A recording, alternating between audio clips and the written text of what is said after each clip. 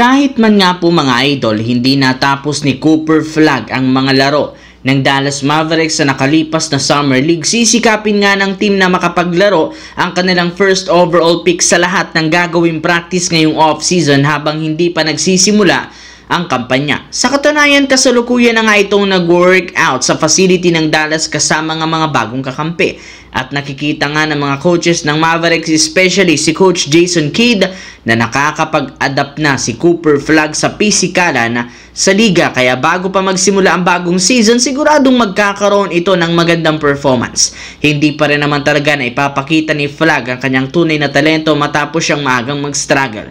Mayroon pa rin naman silang makikita mga bagong galaw, performance sa kanila bilang rookie. At ito dapat pakaabangan ng gusto ng mga fans, lalo pat mismong si Cooper Flagg na ang nagsabi ayaw niyang pahiyain this time ang kanyang sarili at ang lahat ng mga naniniwala sa kanyang kakayahan. Samantala, kahit gustuhin ng Los Angeles Lakers na bigyan ng bagong extension si LeBron James para mapahaba ang pananatili, ibinulgar nga ni Shams Charania ng ESPN na questionable ang future nito.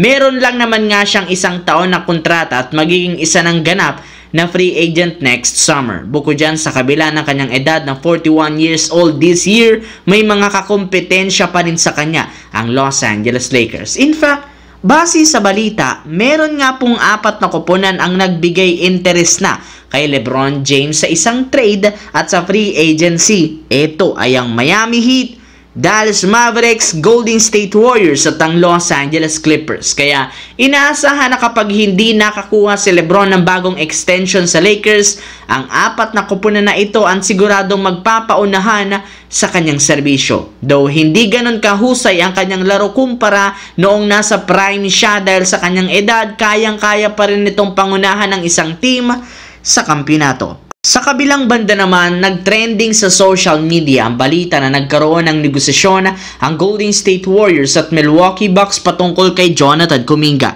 Nagkaroon nga ng interes ang Milwaukee kay Kuminga at nakapag-decision sana ang Golden State na mag-offer ng isang proposal kung saan papayag silang ibigay si Kuminga kapalit ni Bobby Portis Jr. Ngunit sadyang naputo lamang ang usapin ng tanggihan agad ng Milwaukee ang naging offer. Kaya marami ang nagtanong, ano nga bang rason sa likod ng ginawang negosasyon?